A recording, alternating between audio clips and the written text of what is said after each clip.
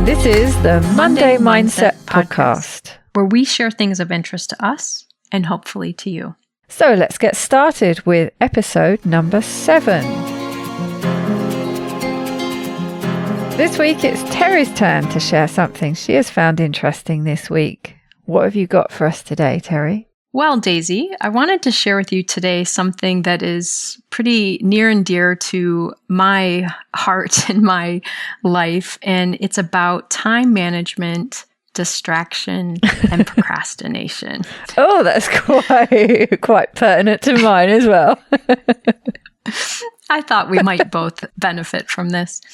So it comes from a podcast episode from the Mindvalley podcast, and I highly recommend this to anyone. But the guy who runs the podcast and who started Mindvalley, his name is Vishen Lakhiani.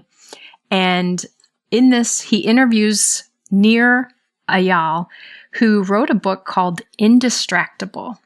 And he is well known for kind of combining the intersection of psychology and business. His first book was called Hooked, and it was really about building products that create habit-forming behaviors. So apps and things that get people hooked. Now, he also trained people to do this for educational purposes, but obviously you can imagine what he has taught people has helped create a lot of distractions for many of us. So this book is, again, his newer book is called Indistractable and talks about time management, procrastination, and distractions. And currently, especially during the pandemic, people have seemed to be expressing that they are more distracted. They're having a harder time getting things done. Many people are working from home, but being less productive and things. And so I thought this would be a good topic to share, just to kind of reframe some things around distractions and procrastination. So I think the first piece that he covered that was really important for me is he talked about the word distraction. He asked to think about what is the opposite of distraction. And many people would say, oh, it's focus. And he says, well, it's not actually true. The opposite of distraction is traction. It comes from the base word that means to pull toward. And obviously, both of those words end in action. So traction is that which pulls you toward your goals, your values, things that you want. And distraction are things that pull you away from your goals or values or things that you want. So then talks about how we get distracted. And right now, for many of us, the biggest forms of distraction are things that we interpret as important. So if we're working on something, rather than getting down to the brass tacks and doing the actual task, we'll check our work email. We'll follow up on one more thing. We'll watch a news clip because being informed in the world today is so important. And so we will get sidetracked on these things that do feel important, but aren't actually the work that we are supposed to be doing at that time. And one of the things he talks about, a common theme for him is in saying, people claim that they've been distracted. He said, you can't actually call it a distraction if you didn't know what you were doing at that time anyway. So if I'm just sitting here and my calendar's kind of open and I should probably do some work, but I want to watch that YouTube video right now. That's not actually distraction. It's not taking me away from anything because I didn't have anything planned.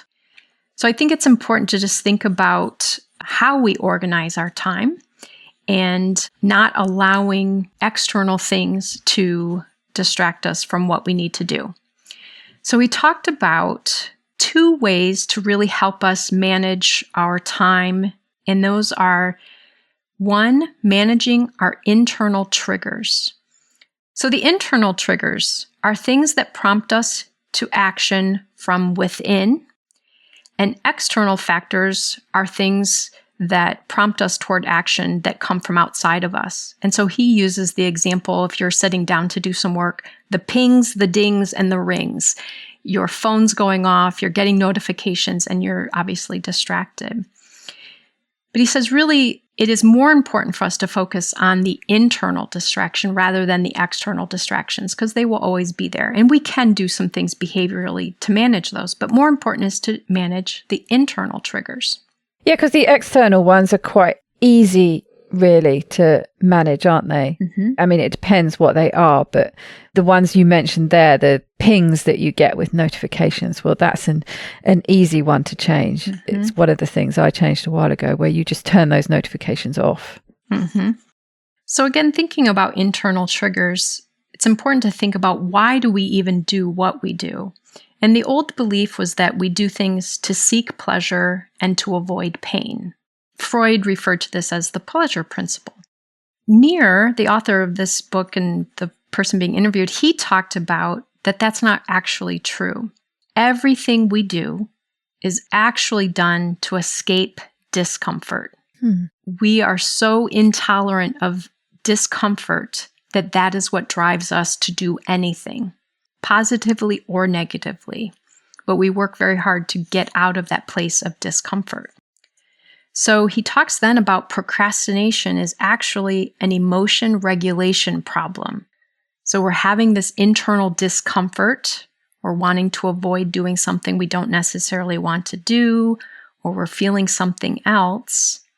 And in order to then escape that discomfort, we pay attention to YouTube or the notifications we're getting on our phone or whatever. So again, first goal would be to work on the internal triggers, focusing on what to do about that discomfort. He refers to time management as really being pain management. I thought that was a really neat way to think about it. We are trying to manage our discomfort. And if we can manage our time, we actually manage our pain. He also said that if we don't work to control or manage this discomfort in more healthy ways, that we're always going to be distracted by something. There will always be something. Our child can come in and talk to us. Our dog can do something funny. We can want to, again, watch the news or anything. But if we can work on managing those internal triggers, we won't have to be distracted by those external things. When it comes to thinking about distractions, he described 3 groups of people, or 3 ways we could categorize ourselves. One would be the blamers. This is when we're likely to blame outside things for the distraction. There's just too much interesting stuff going on in the world right now. I have to keep watching the news. There's an election going on. I have to keep up to date. Or it's not my fault that I keep getting notifications every time someone likes my post. The problem with taking this blamer stance is that it means you're powerless to the distractions. They just exist and you just have to deal with them. The next way to categorize would be the shamers. And instead of focusing on external things, this is where people talk negatively about themselves. This is what I always do. I never can get this done. I knew I wouldn't finish this. I'm no good at this. Unfortunately, the result of this is you end up feeling bad, which creates more discomfort. And then even more likely, you will go to distractions to kind of avoid the discomfort. Then the third group, obviously the one that we want to be in more, are the claimers. And this is when we claim responsibility to the urges that we have, complete the tasks. But the claimers tend then to, as I said, take responsibility for their urges and decide how to act on it, to plan better or figure out what they need. He then talks about this time in the world for people almost anywhere. There's so much more uncertainty going on. And so just a general state of more discomfort, a lot of unknowns, a lot of trying to respond to things as we learn more. So he talked about what he calls the 3 Ds to get through uncertain times. So 1 is determine. This is where we gather information. 2 is decide what we're going to do about the action. And then 3 is to do. But one of the things he focuses on throughout his whole talk is the idea that it's okay to take time to do each of those steps.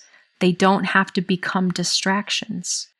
But the way for them not to be distractions is to actually schedule time in to do them.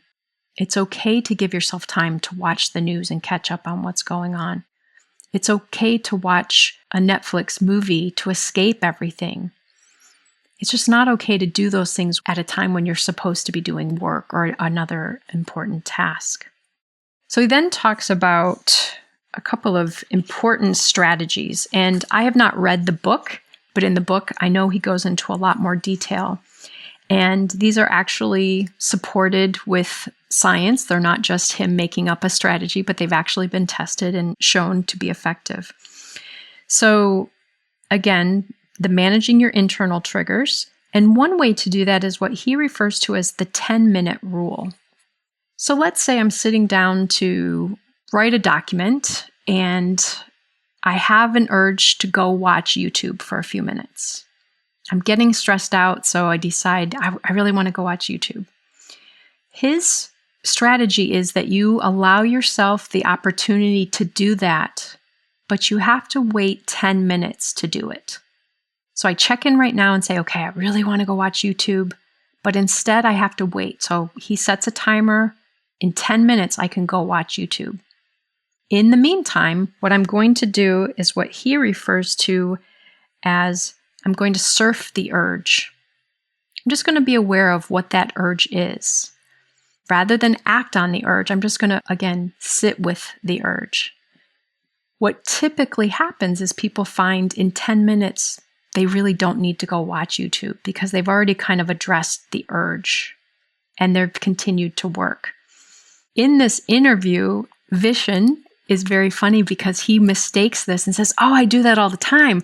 I let myself go watch it for 10 minutes and then I come back. And Nir said, no. You actually wait 10 minutes before you give in to the urge. And I thought this was really interesting that one of the reasons they find this as an effective technique is that many of us feel like we should just set a hard no about an urge. So if I want to go watch YouTube, I should just tell myself no. And I just keep telling myself no, and I just stick to that hard no. The problem is this increases the tension. And then when I finally go watch YouTube, by giving in, it actually reinforces that action because it provided me relief of all of that tension I had been building up by saying no. Oh, yeah. So unfortunately, sometimes saying no, and then doing it just reinforces that you're always going to go to that distraction. It actually is more rewarding. Well, it creates that battle, doesn't it? Yes. Because you're just denying it all the time. Yes. And so, yeah, exactly. His point then is if we keep taking that, I'm just going to keep denying the urge stance, eventually we give in and that it becomes even more rewarding. We get more relief. So instead, better to say, I can do that. I can watch YouTube, but I'm going to wait 10 minutes. Oftentimes, by the time we get to the 10 minutes, we don't go do it. But we're not creating that added tension of denying. Interesting. How does that tie in? I wonder if that ties into, I've read a lot about these people who set the timers. They work for most of their day on these blocks of time, like 20 minutes, 25 minutes, and that they have to actually, at the end of that, they have to get up and take a 5-minute break or something. In actuality, that is exactly his point.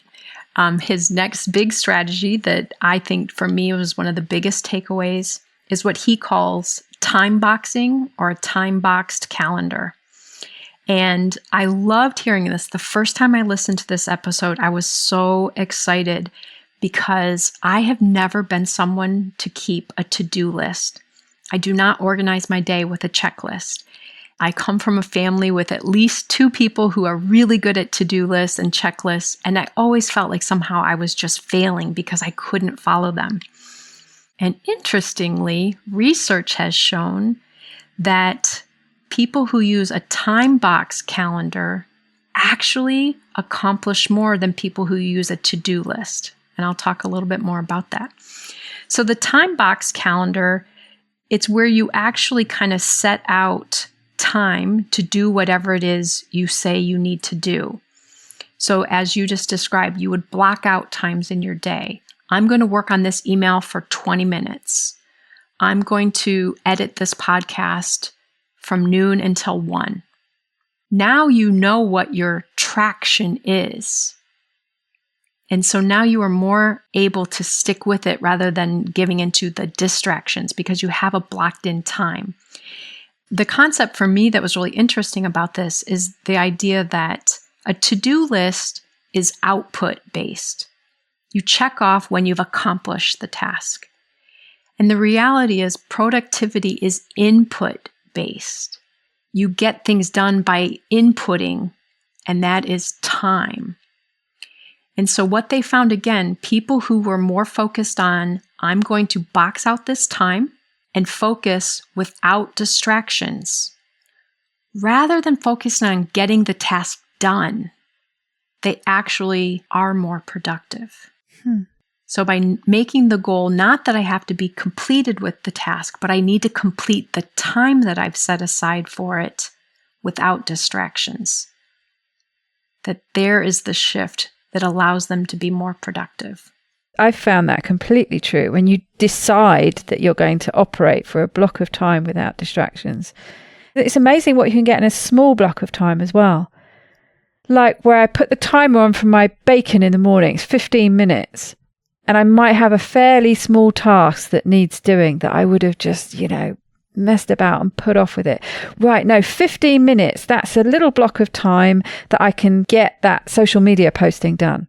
I think, right, I'm just going to use that block of time. Absolutely. Instead of quote unquote wasting it. Absolutely. I'll watch that YouTube video while I'm eating the bacon, but for that 15 minutes while it's cooking, just going to get it done. And it is amazing what you can get done when you focus that way. You're absolutely right. As you're saying it, I'm thinking, yeah, that is true. I've seen that happening. And I think from a mindset perspective, again, if I approach the task with, I have to work on this task until I get it done, that can feel daunting. But if I say to myself, I have to focus on this task without distractions for 45 minutes, the goal is just the time. That's much more doable than the output, the final completion of it. What if it takes me 6 hours? But if instead I focus on, I'm going to do 45 minutes on this, that actually helps. Now that I'm thinking of it, I actually did this at times while I was writing my dissertation, which was a very painful process. But I would actually give myself times that I had to sit down and write. No, you have to be at the computer for an hour right now. And this was before we had so many technologies of all of the distractions. But rather than say you have to write chapter 1 today or you have to edit this chapter, I could just set aside the time. And I did find that I was more productive when I did that. Yeah, it's a good way of just switching the perspective a bit and taking the pressure off. I love that juxtaposition that the opposite of distraction is traction. I love that's where you started with you think the opposite with distraction is focus, but it's not, it's traction, and it's all hinged on movement, whether you're moving forward or whether you're being pulled back from that. I love that way of looking at it. And I think you and I both suffer from this pressure of feeling the importance of always being productive, or what we consider to being productive, and not quote unquote wasting time. So I like what you said about reframing that quote unquote wasted time and giving it traction instead of just putting it in the distraction bin. And I know one of the ways that I struggle with this without kind of putting those boxes into a schedule is I worry about not being productive, but I spend a lot of time allowing the distractions. And again, even as he said, those aren't even distractions because I didn't have anything scheduled in there anyway. I just allow them to be my time fillers. I think something that I struggle with, and I think a lot of people may be struggling with right now, even more so than usual, is trying to figure out what is the traction we need, what is important to do. And I think On one way to look at it, things like watching Netflix movie or playing a game on your phone or something like that, it's easy to see that that is a distraction. It's easy to see that that wasn't moving us toward the goal of getting a task done. But these other things that do feel important, like keeping up with the news or something else, one of the things he said in the interview is he said, the problem is that we've allowed distraction to trick you into prioritizing the urgent at the expense of the important.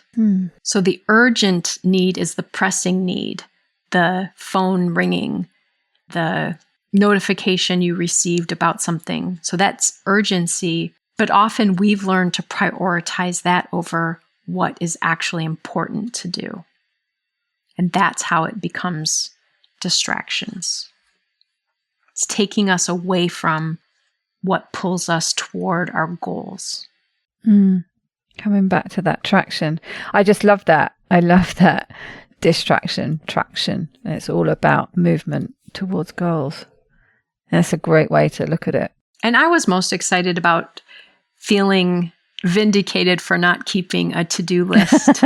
Yeah. One of the things he said is that basically to-do lists are wish lists. And again, what often happens with them for a lot of us, some people do use them successfully. So if you do, keep doing that. That's great. But for someone like me who does not use them well, writing down a list of things I need to do and then not accomplishing them actually makes me feel worse.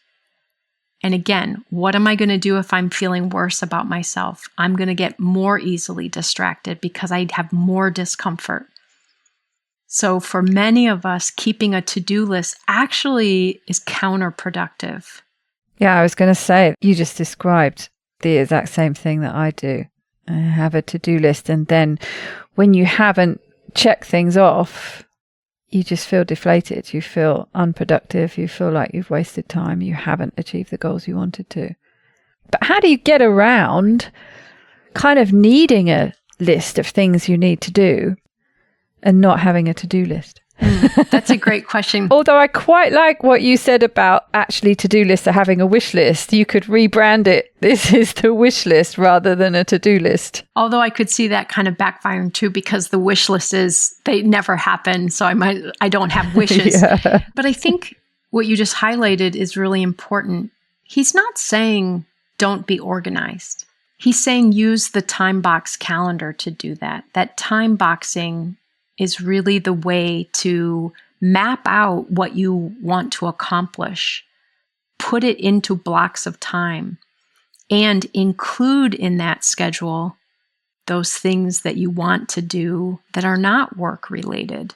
And I think for, again, maybe based on different personality styles, but for me, the idea of blocking in times feels better than a list that just looms over me. That doesn't help me organize myself for my personality. I flounder with a to-do list, and then at the end of the day, look at it and think of all that I didn't do from my list. So it's really actually a defeating process. But if I take what do I need to do today and where will I do it, that can be a very different experience. Yeah, I think you're right. You need to identify what your personality type is and how you tend to approach things. But clearly for you and I, a to-do list, a standard to-do list does not work. It does not work very well, no.